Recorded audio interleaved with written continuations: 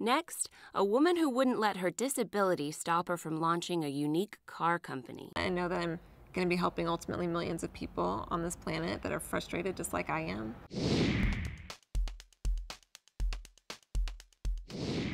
For Stacy Zorn, who suffers from muscular atrophy, wheels have long been a necessary part of her life. Today, wheels are a passion that fills nearly every waking moment. Her product, the tiny Kenguru, is the only car in the world built from the ground up for wheelchair-bound drivers, people for whom traditional adapted vehicles aren't viable. Zorn understands as well as any of her customers that it isn't just a car, it's liberation. And it's that personal connection to her product that motivated her extraordinary effort to get it into production. The prototype for the Kenguru might be sitting in a Hungarian warehouse collecting dust if Zorn hadn't discovered it online in 2010, when she was working as a patent lawyer at a large law firm. I knew this was perfect because it's a low-speed vehicle.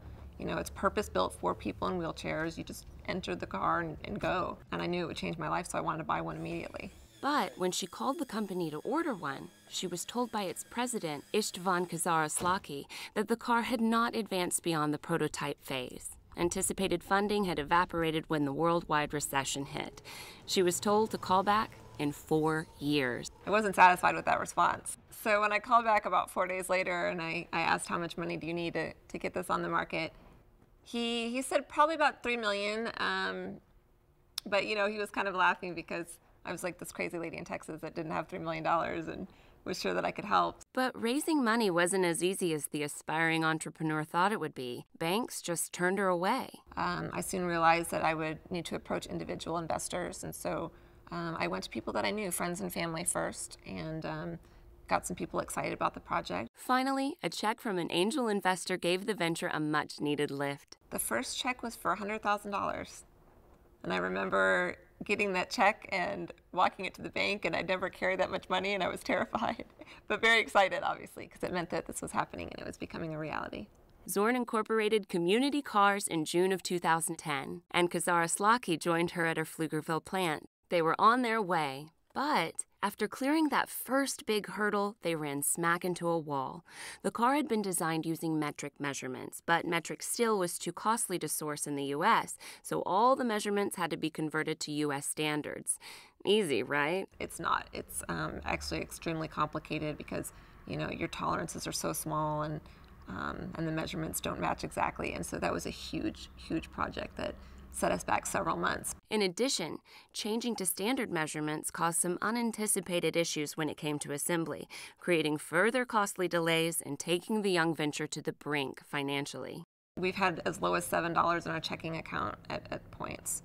I mean, it's scary. You've got 10 employees that are depending on you. There's not enough money. I don't take a salary. I've personally put all my financial and my whole life into this project, as has my business partner. But Zorn hung in there, attributing her mental toughness to her lifelong struggle to simply get through a day. I depend on people for everything. Everything I do is difficult every day.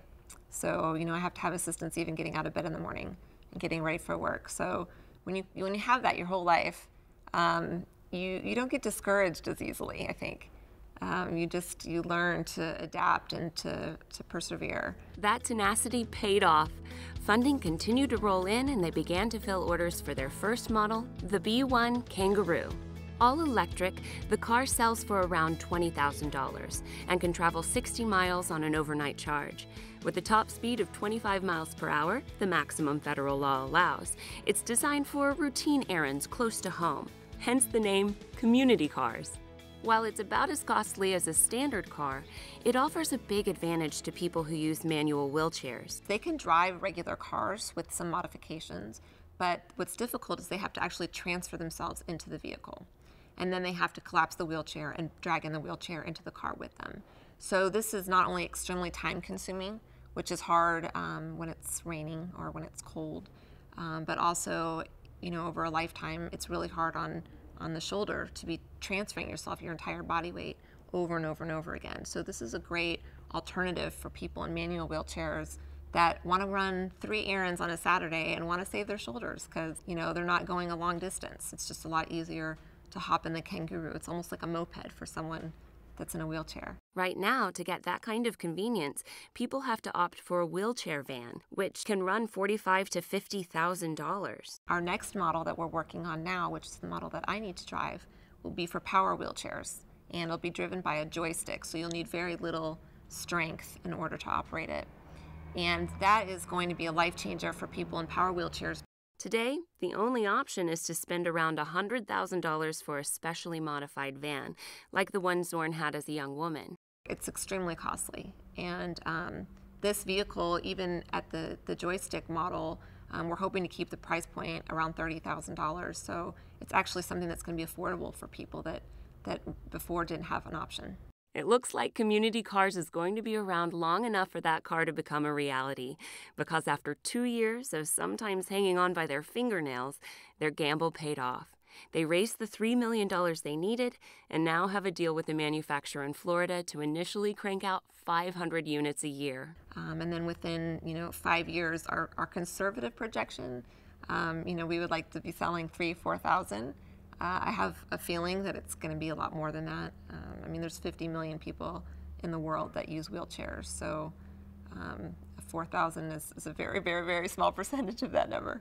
For Zorn, who had envisioned being a lawyer, not an entrepreneur, the achievement is gratifying. Community Cars is fulfilling a dream for me because not only am I helping myself to get a vehicle that I can be independent in, but also just to be doing something so meaningful that I know that I'm going to be helping ultimately millions of people on this planet that are frustrated just like I am.